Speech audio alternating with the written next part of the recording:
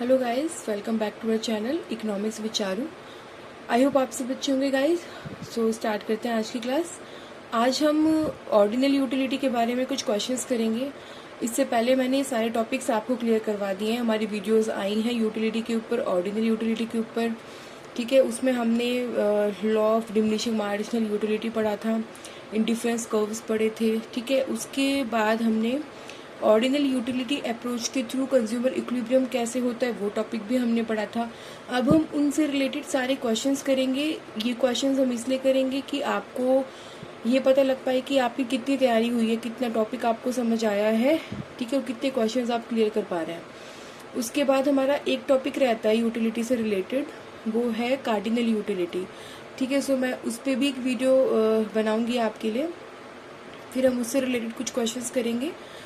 उसके बाद हम चैप्टर नंबर 2 ही चल रहा है, वैसे कंज्यूमर इक्विलिब्रियम ही चल रहा है, कंज्यूमर बिहेवियर। फिर उसके बाद हम डिमांड टॉपिक शुरू करेंगे। लेकिन उससे डिमांड टॉपिक शुरू करने से पहले ना, हमने जो पुराना पढ़ा है चैप्टर 2 में वो सारे क्वेश्चंस भी हम कर लेंगे, ठीक है। आपको मतलब पहले ये टॉपिक्स क्लियर हो जाए, फिर मैं कोई नई टॉपिक पे आऊँगी, ठीक है। गाइस स्टार्ट करते हैं फर्स्ट क्वेश्चन से। हमारा फर्स्ट क्वेश्चन है ordinal utility approaches was developed by. किसने डेवलप किया था ऑर्डिनल यूटिलिटी? देखो वीडियोस में हमने ये चीज़ें भी पढ़ी हैं। किसने किया था? ऑप्शन नंबर ए है एल्फ्रेड मार्शल, बी है J R. Hicks and R.G.D. Allen, C है एडम स्मिथ और डी है J.M. किन्स। आप ये जानते हैं ये जो यूटिलिटी ऑर्डिनल यूटिलिटी टॉपिक है, अप्रोच है, वो किसने डेवलप किया था? J.R. Hicks and R.G.D. Elon ने, ठीक है। और ऑर्डिनल यूटिलिटी तो आप सब जानते हैं ना क्या होता है, जिसमें हम यूटिलिटी को कैसे मेजर करते हैं? रैंक और ऑर्डर के थ्रू, ठीक है। न्यूमेरिकली हम उसमें यूटिलिटी को रिप्रेजेंट नहीं करते। न्यूमेरिकली किस में प्रेजेंट करते हैं? हम कार्डिनल में प्रेजेंट करते हैं। लेकिन यहाँ पर हम इंडिफरेंस कर्व के थ्रू अपनी यूटिलिटी को डिनोट करते हैं, दर्शाते हैं, ठीक है। सेकेंड क्वेश्चन है in the ordinal utility approach utility is. Utility क्या होती है? ए ऑप्शन है मेजर इन इनकम, बी है मेजर्ड इन यूटिल्स, सी है ranked in order of preference, D है इक्वल फॉर ऑल कंज्यूमर। आपको पता है कि ऑर्डिनल यूटिलिटी अप्रोच में हम क्या करते हैं? अपने यूटिलिटी को, अपने प्रेफरेंस को हम कैसे मेजर करते हैं? रैंक के थ्रू, ठीक है। Option number C is correct, ranked in order of preference, okay. Next question आता है ऑर्डिनल यूटिलिटी अज्यूम्स दैट। क्या अज्यूम करती है यूटिलिटी? ए ऑप्शन है utility can be measured numerically, no. B है utility can not be measured numerically but can be ranked, yes, ठीक है। ये तो हम पढ़ते हैं कि ऑर्डिनल यूटिलिटी में क्या पढ़ते हैं कि जो यूटिलिटी है वो उसे हम न्यूमेरिकली मेजर नहीं करते, बल्कि उसको हम रैंक्ड करते हैं। सी ऑप्शन है यूटिलिटी इज कॉन्स्टेंट, डी है utility depends upon only on income. B is correct, utility can not be measure numerically but can be ranked, ठीक है। इजी क्वेश्चंस है, और अगर आप इन क्वेश्चंस को कर लेते हैं तो समझिए कि आपको टॉपिक बिल्कुल क्लियर हो चुका है। लेकिन क्लियर भी तभी होगा जब आप पहले वीडियोस को देखोगे तभी आप इन क्वेश्चंस को कर पाओगे, ठीक है। फोर्थ क्वेश्चन है which concept is mainly used in ordinal utility analysis. कौन सा कॉन्सेप्ट है जो ऑर्डिनल यूटिलिटी एनालिसिस में यूज होता है? ठीक है। ए है मार्जिनल यूटिलिटी, बी है टोटल यूटिलिटी, सी है इंडिफरेंस कर्व, डी है cost curve. According to this options, option number C is correct, indifference curve, क्योंकि इंडिफरेंस कर्व के थ्रू ही हम इसमें क्या करते हैं? अपनी यूटिलिटी को मेजर करते हैं। फिफ्थ क्वेश्चन है एन इंडिफरेंस कर्व शोज। हमें क्या दिखाता है इंडिफरेंस कर्व? आप जानते हैं क्या दिखाता है? कॉम्बिनेशन दिखाता है टू गुड्स के, ठीक है। ए ऑप्शन है different levels of income, B है different combinations of two good giving equal satisfaction, and C है कॉस्ट ऑफ प्रोडक्शन, डी है market demand. B is correct. ये हमें क्या दिखाता है? Different combinations of two goods given equal satisfaction, ठीक है। इंडिफरेंस कर्व पे क्या होता है? दो गुड्स के अलग अलग कॉम्बिनेशन होते हैं जिनसे हमें जो सेटिस्फैक्शन मिलता है वो उस कर्व पे बिल्कुल सेम होता है, चाहे हम किसी भी पॉइंट पे लाई कर रहे हो, ठीक है। और नेक्स्ट क्वेश्चन आता है अ consumer is indifferent between combinations lying on, ठीक है। किन कॉम्बिनेशंस के बीच में कंज्यूमर इंडिफरेंट हो जाता है? मतलब जो इंडिफरेंस कर्व पे जो कॉम्बिनेशन होते हैं, आप जैसे मैंने आपको बताया था ना, इंडिफरेंस कर्व ऐसा होता है, ये इंडिफरेंस कर्व है हमारा। सो अगर आप यहाँ लाई करो, ये कॉम्बिनेशन चूज़ करो, इस कर्व पे आप कोई भी कॉम्बिनेशन चूज़ करो, उस पे सारे कॉम्बिनेशन से जो मिलने वाली सेटिस्फैक्शन है वो क्या है, सेम रहती है। आप कहीं भी ज्वाइन कर सकते हैं, ठीक है। बस होगा क्या कि अगर आप इस पॉइंट पे रहोगे तो यहाँ पे ए गुड वाई ज़्यादा होगा, गुड एक्स कम होगा। फिर जितना आप नीचे की तरफ आते जाओगे लेफ्ट टू राइट की तरफ, वहाँ पे गुड एक्स बढ़ता जाएगा, गुड वाई कम होता जाएगा। बाकी लेवल ऑफ सेटिस्फैक्शन बिल्कुल सेम रहेगा, ठीक है ना। सो इंडिफरेंट कब होता है, तो वो कंज्यूमर इंडिफरेंट हो जाता है कि वो कौन सा कॉम्बिनेशन चूज करे। मतलब चाहे वो ए कॉम्बिनेशन चूज कर ले चाहे बी कर ले, एक ही बात है, क्योंकि सेटिस्फैक्शन तो सेम ही रहना है। तो ऐसा कब होता है, जब ए ऑप्शन है डिफरेंट डिफरेंस कर्व, जब वो डिफरेंट इंडिफरेंस कर्व पे होता है। B the same indifference curve, या फिर वो सेम इंडिफरेंस कर्व पे होता है। And C budget line only. And D demand curve. So आपको पता है कि जब सेम इंडिफरेंस कर्व पे होगा तब ऐसा होता है, ठीक है। नेक्स्ट क्वेश्चन है हायर इंडिफरेंस कर्व रिप्रेजेंट। अब हमने ये प्रॉपर्टीज में पढ़ा था ना कि जितना ज्यादा हायर इंडिफरेंस कर्व होते हैं उतने ही ज्यादा सेटिस्फैक्शन भी हायर हो जाती है, ठीक है। सो ए ऑप्शन है lower satisfaction, B equal satisfaction, C higher satisfaction and D zero satisfaction. So आप जानते हैं कि सी ऑप्शन करेक्ट है क्योंकि हायर सेटिस्फैक्शन होता है, ठीक है। अब 8 क्वेश्चन है the slope of an indifference curve is known as. Slope क्या होता है ये भी आप जानते हो। जो इंडिफरेंस कर्व था, जैसे ये हमारा इंडिफरेंस कर्व है, इसमें जो बेसिकली स्लोप हमें बताता क्या है, स्लोप हमें यही बताता है कि good X and good Y में जो भी चेंजेस आते हैं, ठीक है, उनको कंज्यूम करने के पैटर्न में या जिस भी तरीके से उन गुड्स में जो चेंजेस आते हैं उनकी कंजप्शन में या उनके प्रोडक्शन में। जैसे हमने पीपीएफ पढ़ा, अब हम यहाँ पे इंडिफरेंस कर्व पढ़ रहे हैं क्योंकि हम यहाँ पे इंडिफरेंस कर्व में चीज़ों को कंज्यूम करते हैं, ठीक है, और पीपीएफ में हम चीज़ों को बनाते थे, गुड्स को बनाते थे। सो स्लोप हमें ये बताता है कि जो भी चेंजेस आते हैं इस डिफरेंस कर्व पे, सो वो हमें कौन बताता था, वो हमें एमआरएस बताता था, ठीक है, मार्जिनल रेट ऑफ सब्स्टिट्यूशन, जो कि हमें बताता था कि गुड एक्स को कंज्यूम करने के लिए गुड वाई की जो यूनिट हमें गिव अप करनी पड़ती है, ठीक है, उस रेट को हम एमआरएस बोलते हैं, और वही हमारे इंडिफरेंस कर्व का स्लोप होता है। सो ए ऑप्शन है marginal cost, B marginal revenue, C marginal rate of substitution and D average utility. So C is correct, marginal rate of substitution, okay. 9 question आता है marginal rate of substitution refers to, इसका क्या meaning है।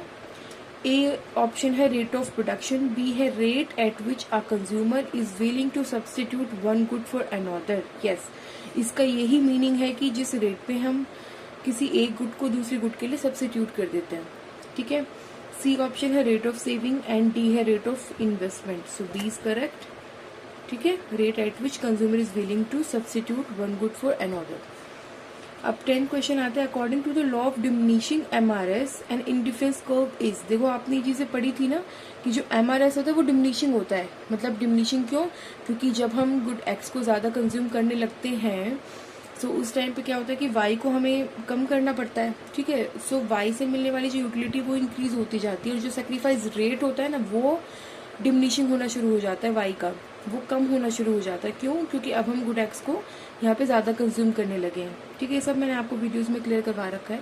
सो diminishing होता है MRS, इसीलिए जो indifference curve है वो कॉन्वेक्स होता था, ठीक है। अगर हमारा एमआरएस कांस्टेंट हो जाए, मतलब कोई फर्क ही ना पड़े, उनका रेट दोनों गुड्स का मतलब सेक्रीफाइस करने का और कंज्यूम करने का सेम हो जाए, तो वो कैसे होगा, जो इंडिफरेंस कर्व कैसे बनेंगे, स्ट्रेट लाइन बनेंगे, ठीक है। और अगर इंक्रीजिंग होगा सो उस केस में कैसे बनेगा, मैंने आपको बताया था कॉनकेव बनेगा। लेकिन यहाँ पे क्या है, डिमिनिशिंग है, इसलिए वो जो इंडिफरेंस कर्व की शेप है वो इस तरीके से होती है, कॉन्वेक्स टू द ओरिजिन, ठीक है।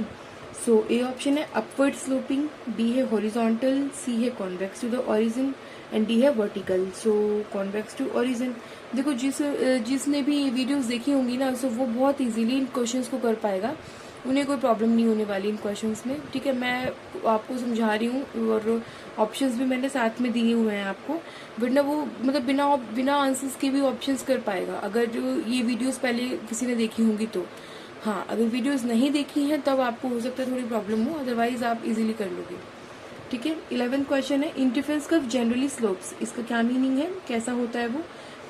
ए ऑप्शन है upward from left to right, B downward from left to right, C vertical upward and D horizontally. देखो आपको पता है कि जो इंडिफरेंस कर्व होते हैं वो लेफ्ट टू राइट होते हैं, डाउनवर्ड होते हैं, ठीक है, इस तरीके से नीचे की तरफ जा रहे होते हैं, और लेफ्ट से राइट की तरफ डाउनवर्ड मूव कर रहे होते हैं, ठीक है। So B option is correct, downward from left to right, ठीक है। 12th क्वेश्चन है, two indifference curve can not intersect, आपस में इंटरसेक्ट नहीं कर सकते। ये भी प्रॉपर्टीज में हमने पढ़ा था क्यों नहीं कर सकते। अगर वो आपस में इंटरसेक्ट कर लेंगे तो वो बंडल्स के बीच में चूज ही नहीं कर पाएगा, ठीक है। वो जो प्रॉपर्टी वो बिल्कुल वॉलेट हो जाएंगी उस केस पे। सो ऐसा क्यों होता है, ए ऑप्शन है it violates consumer preference assumption, B income changes and C is price changes and D is demand changes. So according to this, A option is correct, it violates consumer preference assumption. Okay. 13 question है, the budget line represent, budget line हमें क्या represent करता है, आप ये चीज़ जानते हैं। ए ऑप्शन है consumers income and price of goods, B utility level and C production possibility and D cost function. So budget line हमें क्या बताती है, consumers income and price of goods. So A option is correct, क्योंकि budget line से भी हमें क्या पता चलता है कि कंज्यूमर के पास इनकम कितनी है और जो उसका एक्सपेंडिचर है वो कितना है। सो प्राइस क्या है किसी भी गुड्स के, और इनकम क्या है मतलब उसका जो एक्सपेंडिचर है उन गुड्स को कंज्यूम करने में, उनको खरीदने में क्या खर्चा किया है और वो इनकम के इक्वल है नहीं, यही सारी चीज़ें हमें बजट लाइन से पता चलती है, ठीक है। 14 क्वेश्चन है, consumer equilibrium under ordinal utility curves where. अब देखो हमने ना ये मैथमेटिकली फॉर्मूला भी पढ़ा था वीडियोस में कि कंज्यूमर इक्विलिब्रियम का क्या होता है, ठीक है। सो ए ऑप्शन है income is maximum, B MRS is equal to price ratio and C utility is zero and M U is constant. So B is correct, B में ऐसे क्या होगा कि जब एमआरएस प्राइस रेशियो के equal होता है, हमने पढ़ा था ना एमआरएस इज इक्वल टू कितना होता था, P1 डिवाइडेड बाय P2, ठीक है। तो यहाँ पे हम कंज्यूमर इक्विलिब्रियम देखते थे जहाँ पर बजट लाइन और इंडिफरेंस कर्व के स्लोप्स आपस में इक्वल होते थे, ठीक है। P1 P2 हमारे बजट लाइन का होता था स्लोप, और जो एमआरएस है वो इंडिफरेंस कर्व का होता था। जिस पॉइंट पे ये दोनों चीज़ें आपस में इक्वल होंगी और budget line indifference curve tangent होते हैं, वहाँ पर कंज्यूमर इक्विलिब्रियम में होता था, ठीक है। 15 क्वेश्चन है, at equilibrium the budget line is, कैसी होती है वो, A option parallel to IC, B perpendicular to IC, C tangent to IC and D above IC। सो आप जानते हैं टेंजेंट होती है, ठीक है। बजट लाइन और इंडिफरेंस का आपस में एक दूसरे को टच करते हैं और क्या करते हैं, टेंजेंट होते हैं एक दूसरे के ऊपर। 16 क्वेश्चन है, which assumption is not related to ordinal utility analysis, जो ऑर्डिनल यूटिलिटी एनालिसिस से रिलेट नहीं करता, ठीक है। ए ऑप्शन है rationality of consumer and B है कंप्लीटनेस ऑफ प्रेफरेंस, सी है utility measured in utils and D है कंसिस्टेंसी ऑफ चॉइसेस। सो आप जानते हैं कि ऑर्डिनल यूटिलिटी में क्या क्या चीज़ें होती है, रैशनल भी होता है कंज्यूमर, और कंप्लीटनेस मतलब दो बंडल जिनके बीच में वो कंपैरिजन कर रहा है ना, वो कंपैरिजन करने लायक भी होने चाहिए, मतलब वो इजीली उनके बीच में कंपैरिजन कर पाए, ऐसे होने चाहिए वो बंडल्स, उनको हम बोलते हैं कंप्लीट बंडल। जैसे मैंने आपको एग्जांपल दिया था ना फिर वीडियोस में कि अगर जैसे आपके एक तरफ गुड A भी एप्पल है, गुड B भी एप्पल है, सो ये कंप्लीट बंडल नहीं है। आप एप्पल में क्या कंपैरिजन करोगे, ठीक है, ऑलमोस्ट सेम होता है उसका टेस्ट, उसका कलर, सब कुछ, क्वांटिटी भी सेम है। बट हाँ अगर एप्पल और बनाना है, सो अलग अलग गुड्स हो गए तो आप इजीली उसमें कंपेयर कर पाओगे, ठीक है। तो कंप्लीट बंडल होनी चाहिए, कंसिस्टेंसी ऑफ चॉइसेस भी होनी चाहिए। बट हाँ इसमें हम क्या करते हैं, यूटिलिटी को यूटिल्स में मेजर नहीं करते, वो हम कार्डिनल में करते हैं, ठीक है। ये क्योंकि हम इसको नंबर में या फिर क्वांटिटी में हम इसको नहीं देखते, ठीक है।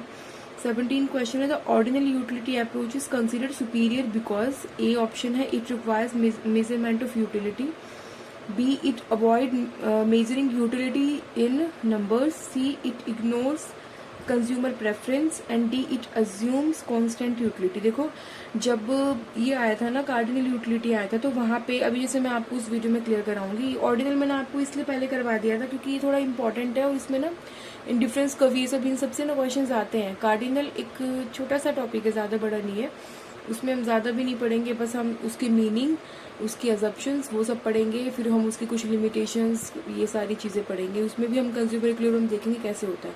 सो वहाँ पे होता था कि हम यूटिलिटी को नंबर में मेजर करते हैं, लेकिन रियलिटी में यूटिलिटी को नंबर में मेजर कर पाना बहुत मुश्किल है, ठीक है। ये इसका बहुत बड़ा ड्रॉबैक है कार्डिनल यूटिलिटी में। लेकिन ऑर्डिनल का सबसे मेन और सबसे अच्छा पार्ट क्या है कि ये यूटिलिटी को नंबर में मेजर नहीं करता। ये कैसे करता है, ऑर्डर और रैंक बेस्ड। तो वही बोला है कि सब मतलब क्यों कैसे सुपीरियर बनती है ये अप्रोच, किस वजह से बनती है, क्योंकि ये यूटिल्स में नहीं काउंट करती, नंबर्स में नहीं काउंट करती अपनी यूटिलिटी को, ठीक है। बी है a movement from a lower indifference curve to a higher one indicate. ये हमें क्या दिखाता है, अगर हम जैसे ये इंडिफरेंस कर्व है ये वाला IC1 और हम यहाँ से शिफ्ट होके IC2 पे जाते हैं, तो इसका क्या मीनिंग हुआ, मैं लोअर से हायर पे गई हूँ।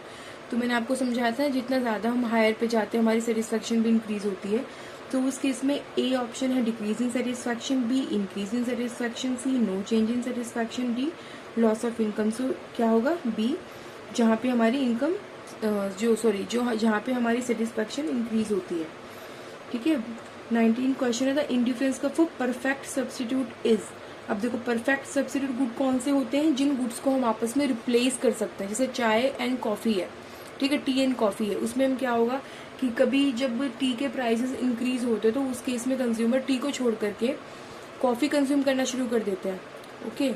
क्योंकि होता क्या है कि कंज्यूमर ऐसा है कि जब प्राइस जहाँ कम होंगे ना उस गुड को वो ज़्यादा खरीदता है। क्योंकि अभी हम जैसे पढ़ेंगे ये डिमांड टॉपिक में कि प्राइस का और डिमांड का कैसे रिलेशन है, नेगेटिव रिलेशन। तो कंज्यूमर क्या करता है, जब प्राइस कम होते हैं गुड को ज़्यादा कंज्यूम करता है। तो अब देखो टी के प्राइस बढ़े और साथ में कॉफ़ी की डिमांड बढ़ गई, है ना, तो ये होते हैं सब्सिट्यूट गुड्स। तो इस केस में जो इंडिफरेंस कब होता है मैंने आपको बताया था, यहाँ पे जो MRS होता है ना इन वाली गुड्स के लिए, MRS हमारा कांस्टेंट होता है, मतलब हमें कोई फर्क नहीं पड़ता, उनका जो रेट होता है वो मतलब सेम रहता है ऑलमोस्ट। तो उस वजह से जो हमारा इंडिफरेंस कब होता है वो स्ट्रेट लाइन बनता है, ठीक है। So C option is correct, straight line. And last question है 20, the indifference curve for perfect complement is. अब परफेक्ट कॉम्प्लीमेंट कौन से गुड्स होते हैं, जैसे वो गुड जैसे पेन एंड इंक हो गया, कार एंड पेट्रोल हो गया, जो एक दूसरे के बिना काम नहीं कर सकते, ठीक है। अब जैसे चाय की जगह हमने कॉफ़ी ले ली, ये बिल्कुल परफेक्टली क्या है, रिप्लेसेबल है। लेकिन जो कॉम्प्लीमेंट गुड्स होंगे ना उनको हम रिप्लेस नहीं कर पाएंगे, उनको हम एक साथ में ही यूज़ करेंगे। अब इंक का कोई काम नहीं है बिना पेन के, पेन का कोई काम नहीं है बिना इंक के। सो ऐसे केसेस में क्या होता है, एल शेप्ड में होता है। ये हम पढ़ेंगे जब हम डिमांड टॉपिक करेंगे।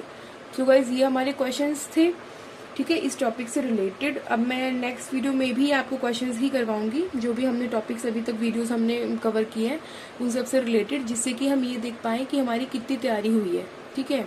सो बने रहना गाइज हमारे चैनल पे, हमारे चैनल को लाइक करना, सब्सक्राइब करना। मिलते हैं अपनी नेक्स्ट वीडियो में।